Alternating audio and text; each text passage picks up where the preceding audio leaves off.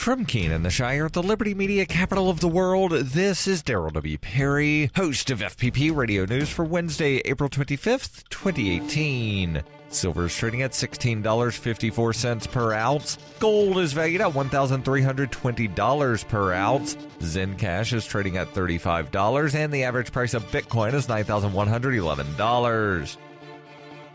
Antiwar.com reports South Korea has turned off its propaganda loudspeakers as a gesture of goodwill ahead of Friday's summit with North Korea's Kim Jong-un. This is the first time in over 2 years that South Korea has shut off the loudspeakers aimed at North Korea. South Korea's giant wall of speakers broadcast news reports boasting of their prosperity, aiming it at both North Korean border troops and villages near the border. They occasionally play music or radio dramas, though the main point is to demoralize the other side. A spokesman told reporters the move was intended to ease military tensions ahead of Friday's summit and also to set a new tone. South Korean officials would not say if the loudspeakers would remain off after the summit. The expectation, though, was that the summit will include more discussions of a peace treaty, formally ending the Korean War, which is still officially ongoing since 1950. If a peace deal happens, there would clearly be no need to broadcast such messages across the border any longer. North Korea has its own loudspeakers on the other side of the border, mostly broadcasting criticism of South Korea. North Korea has not commented on what will happen with their loudspeakers. Indeed, given how much North Korea has toned down all other rhetoric, it is unclear at this point what those speakers have even been broadcasting.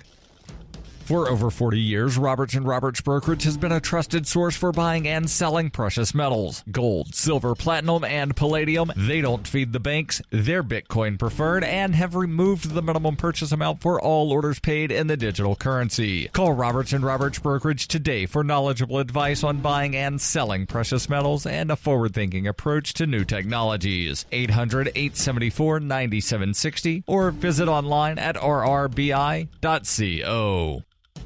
UPI reports the U.S. Supreme Court ruled Tuesday that foreign corporations cannot be sued in U.S. courts for violation of international law. The 5-4 ruling is a loss for about 6,000 foreign victims of terrorist attacks in Israel and Gaza who accused Jordan-based Arab Bank of using its New York branch to distribute millions of dollars to terrorists and their families. While many victims had wanted to sue the bank in U.S. court, the Supreme Court on Tuesday disagreed with the legality of the prospect. Justice Anthony Kennedy wrote in the court's lead opinion, "Courts are not well suited to make the required policy judgments that are implicated by corporate liability in cases like this one." Justice Sonia Sotomayor, writing for the dissenting group, argued that the ruling let companies benefit from their corporate status without having to shoulder fundamental responsibilities.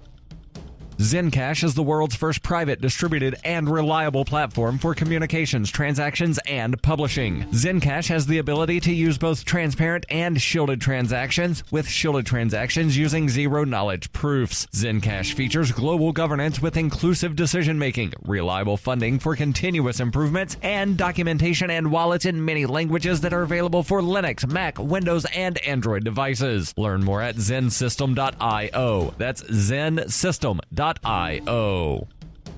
Reuters reports monkeys lack standing to sue for copyright protection, and an animal rights group cannot act as legal guardians in such a matter, according to a U.S. appeals court ruling on Monday in a battle over ownership of a smiling selfie taken by an endangered macaw. The dispute stemmed from a famous image that Naruto, a rare crested macaw who lives in a nature reserve, snapped using a camera that British photographer David Slater left mounted and unattended during a 2011 trip. His grinning visage, which Slater published in a wildlife book, went viral and triggered the long-running legal battle over who had the copyright. The judges of the U.S. Ninth Circuit Court of Appeals based in San Francisco said the panel held that the monkey lacks statutory standing because the Copyright Act does not expressly authorize animals to file copyright infringement suits. The court's opinion added that PETA was not a next friend of the monkey in a legal sense and failed to establish that it had a significant relationship with him. Jeff Kerr, general counsel for PETA, said in a statement, denying Naruto the right to sue under U.S. Copyright Act emphasizes that he is discriminated against simply because he's a non-human animal. PETA had argued that the monkey was the legal owner of all the photos he took, but a federal judge in San Francisco ruled in January 2016 that copyright laws do not apply to animals. Slater announced that he would donate 25% of future revenues from the photograph to charitable groups that protect Naruto and other members of his species in Indonesia. The case was brought in a U.S. court because Slater's book was available for sale in the United States.